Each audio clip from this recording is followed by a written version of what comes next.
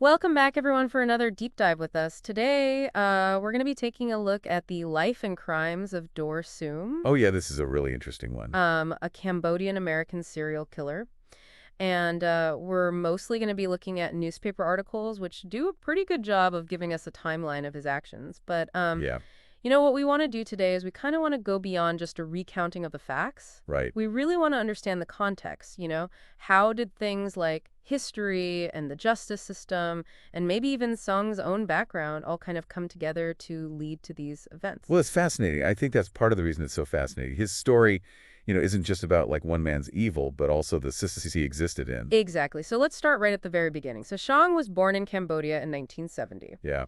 Now, that year alone is really significant. The Khmer Rouge regime was taking hold right around then. What can you tell us about that period, and how might it have impacted Song even as a very young child? Well, just imagine, the backdrop of your very earliest years is violence and upheaval.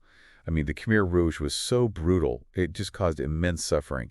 And even if Shaun didn't, directly witness atrocities or anything, the societal breakdown, the fear, it just permeates everything. I mean, there's a lot of research on refugees that shows that kind of early trauma can have really long-lasting effects, particularly on development. So it's not an excuse, but a potential contributing factor, for sure. Exactly. It's a piece of the puzzle. And then in the early 80s, Shaun and his father, they immigrate to the United States, Right. settling in Austin, Texas. Now, on top of that existing trauma, add the challenges of being a refugee, right? I mean, a new language, a new culture, trying to fit in while you're processing all of this unseen baggage. It's got to be overwhelming for anyone, let alone a kid. Oh, absolutely. And it sounds like Sound's adolescence in Austin wasn't exactly smooth sailing either. We see, kind of a pattern of arrests, for burglary and theft. He even stops going to high school regularly. Yeah, it's like those early offenses were just cries for help that went unanswered.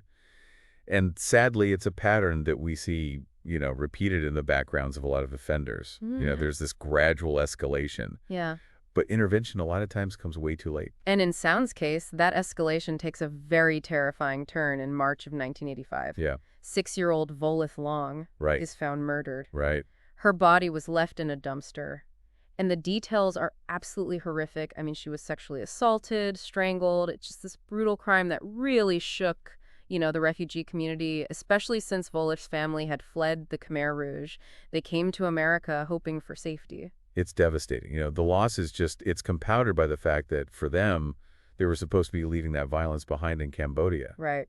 It makes you think about how trauma just reverberates, through generations and how the search for sanctuary can be so tragically just disrupted. And to make matters worse, the initial investigation into Volith's murder was just, they hit a lot of roadblocks, language barriers, a young and traumatized victim who wasn't really able to provide many details. Right. The case went cold. And that lack of closure just adds another whole layer of pain, right? I Yeah. mean, it's not just the loss, but that feeling that the perpetrator might never be held accountable. Right. And that creates just this unsettling sense of vulnerability for both the family and for the entire community. And then just 5 months later, there's another tragedy. This time, it's 67-year-old Soth Yem. Her son finds her murdered in her apartment, also sexually assaulted and strangled. But here's a chilling detail. Yem's 2 grandchildren were in the apartment during the attack, but thankfully unharmed. Right. That detail, it always raises so many questions. Was it intentional Yeah, on some's part, or was it just pure chance? It's hard to say. But it adds this whole other layer of complexity, I think, to his psychological profile. it definitely does. It adds to just the unsettling nature of the crimes.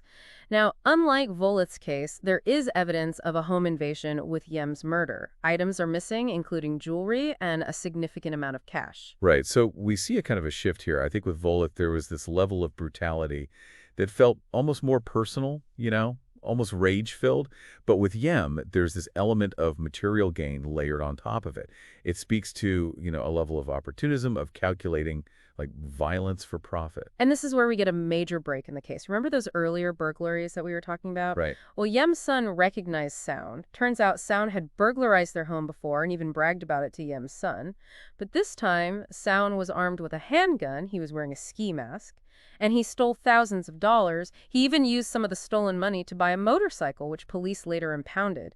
This wasn't petty theft anymore. It was a calculated, violent crime spree. It makes you wonder, you know, had those earlier burglaries been taken more seriously, could this escalation have been prevented? Could Yem's life have been saved? Yeah, it's a question. It's a heartbreaking question. It really is. So they arrest Sel, and given the severity of the crime, I mean, you would think an adult trial would be a given, but this is where things take a pretty controversial turn. Right.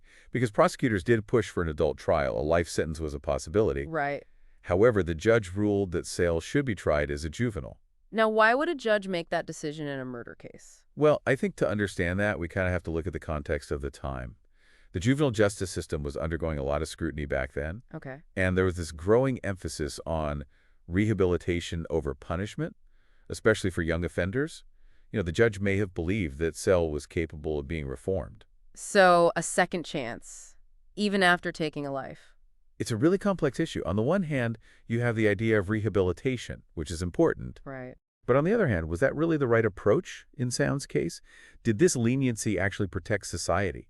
Or did it pave the way for more tragedy? Well, we know the outcome. Sound was convicted, and he was given the maximum juvenile sentence, which was 2 years. Wow. 2 years.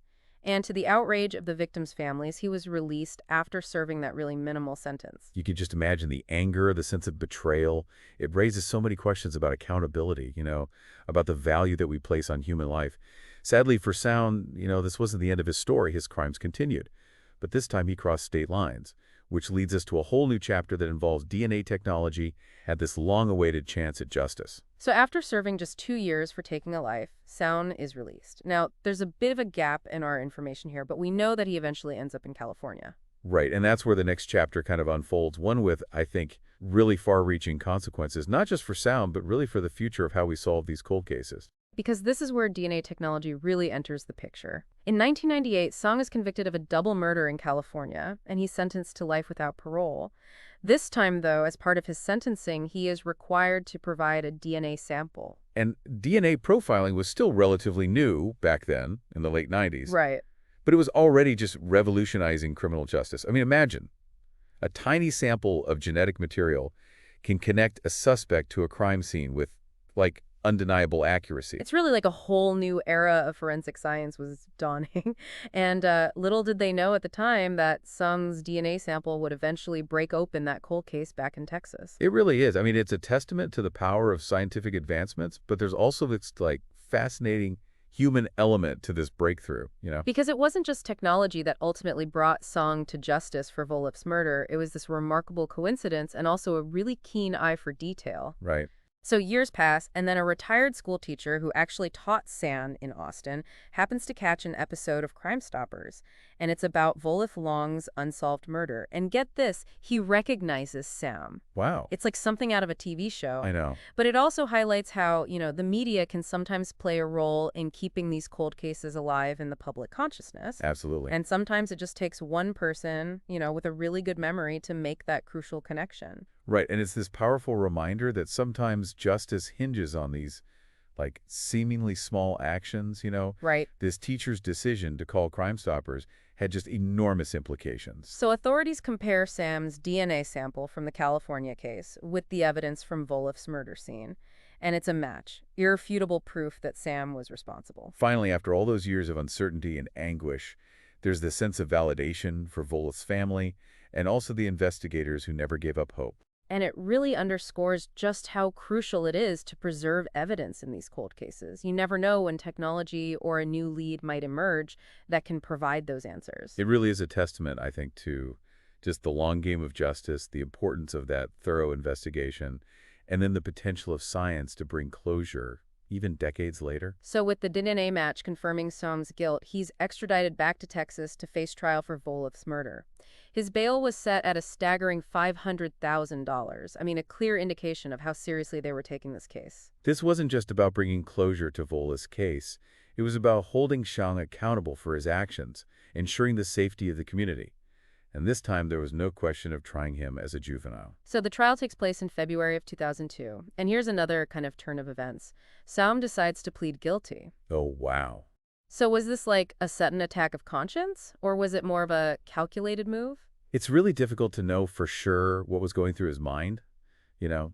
But a guilty plea in this situation, it could be interpreted in a couple of different ways. Well, let's explore those because I'm sure our listeners are wondering the same thing. Okay, so on the one hand, it could be a way for Sean to actually take responsibility for his actions and, potentially sparing Voligt's family the trauma of a really lengthy trial. Okay. On the other hand, though, pleading guilty, it could also be a strategic maneuver to avoid a potential death sentence, which was definitely on the table given his crimes. So maybe a mix of both, kind of a way to acknowledge his guilt while also trying to control the outcome, at least to some degree. It's certainly possible. And it really highlights the complex psychology at play in these types of cases, I think. Ultimately, Sean's motivations remain a bit of a mystery. What we do know, though, is the final verdict. Sean is sentenced to life in prison. But there's a catch. There's a possibility of parole after he serves 20 years. Which is a point of contention, I think, for a lot of people. Life in prison with the possibility of parole for a serial killer, it raises questions about the purpose of sentencing, about how we balance this need for punishment with the potential for rehabilitation. So where's Seung now? Has he been granted parole? Is he even still alive? And that's where the information gets a little scarce. Public records regarding incarcerated individuals are often really limited, especially in cases like this. So after all these years, all this investigation, there are still unanswered questions. It's a reminder that while justice can certainly be served, tree closure can be very elusive. We've covered a lot of ground in this deep dive, from Seung's troubled beginnings in Cambodia to his crimes in Texas and California, the evolution of forensic science, and now these lingering questions about his current status. It's a complex and disturbing story. It really is, but I think within this darkness there are these important lessons about trauma, about justice, and about the impact of our choices. We'll unpack those further in our final segment, kind of explore the broader implications of Seung's case, and maybe what it can tell us about preventing similar tragedies in the future. So we've traced Doeur Seung's path, from a childhood marked by the Khmer Rouge to becoming a serial killer. We've seen how the justice system really grappled with his crimes, especially in a time when views on punishment were kind of shifting. But this deep dive wasn't just about, recounting the facts. It's about what we can learn. Right, and there's a lot to unpack. I mean, Seung's story really raises questions about individual responsibility and societal failings, and the impact of trauma, and even the evolving nature of justice itself. Yeah, we started by talking about his early life in Cambodia, during the Khmer Rouge regime. How much did that environment contribute to his later actions? How much did that collective trauma, factor in? It's a tough question. It really is. I mean, attributing causation in these cases, it's incredibly complex. Right. However, we do know that exposure to violence, especially at a young age, can have a really profound impact. Imagine a childhood where fear and instability are just the norm. Right. It can shape a person's whole worldview, it can distort their sense of empathy, and it can even desensitize them to violence. And then you add that layer of immigration on top of it all, leaving everything familiar behind, struggling to adapt to a new culture and a new language. It's got to be incredibly stressful, especially for someone already carrying, the weight of all that past trauma. Absolutely. And for some, that stress can manifest in really destructive ways. We saw that as Sam's escalating pattern of criminal behavior during his adolescence in Austin. The burglaries, the theft, this increasing kind of disregard for the law. It makes you wonder, had there been intervention at that point, could things have been different? Could those early offenses have been like a chance to address maybe some of those deeper issues, even prevent the tragedies that follow? That's a question we ask a lot in these situations. The idea of early intervention is so crucial. Recognizing the signs of trouble, providing support, addressing underlying trauma. These are all critical steps in potentially breaking that cycle of violence. And then there's the justice system itself. The fact that Seung was tried as a juvenile for Yum's murder, served only 2 years, and was released back into society. I mean, it just seems unbelievable in hindsight, knowing what we know now. It's easy to judge with the benefit of hindsight. Yeah. But we have to remember that this was a time when views on juvenile justice were really evolving. There was this big push for rehabilitation, for recognizing that young offenders could be redeemed. Okay. And the judge in Seung's case may have genuinely believed that a more lenient approach was in everyone's best interest. But that leniency had really devastating consequences. I mean, it not only failed to rehabilitate Seung, but also denied Yem's family a sense of true justice. It highlights this really difficult dilemma within the justice system. How do we balance the need for rehabilitation with the need for accountability, with the need for protecting society and honoring the victims? There are no easy answers. And even though Sam was eventually sentenced to life in prison for his later crimes, The fact that parole was a possibility, even after 20 years, leaves this kind of lingering sense of unease. I understand that. It raises questions about the effectiveness of our penal system. Is incarceration truly about rehabilitation, or is it primarily about punishment? And what's it mean for society when someone who has committed such horrific acts could potentially walk free one day? It's a lot to think about, and we're left with those lingering unknowns. Where is Soong now? Has he changed? Has he shown any remorse? The lack of information just adds another layer of frustration, to this already really complex and disturbing story. Yeah, that lack of closure is something that so many victims' families experience. And it speaks to this larger issue. How do we, as a society, better support those who have been impacted by violence? How do we create systems that prioritize healing and accountability? This deep dive into Doeur Seoung's life and crimes has really been a journey, kind of through darkness. But it's also illuminated, some critical issues, the lasting impact of trauma, the complexities of the justice system, and the need for greater awareness and intervention. It's a reminder that these aren't just isolated incidents, but reflections of larger societal challenges. And by understanding the factors that contribute to these kinds of tragedies, hopefully we can work towards preventing them in the future. This case has definitely been a heavy one, but I think it's also a call to action.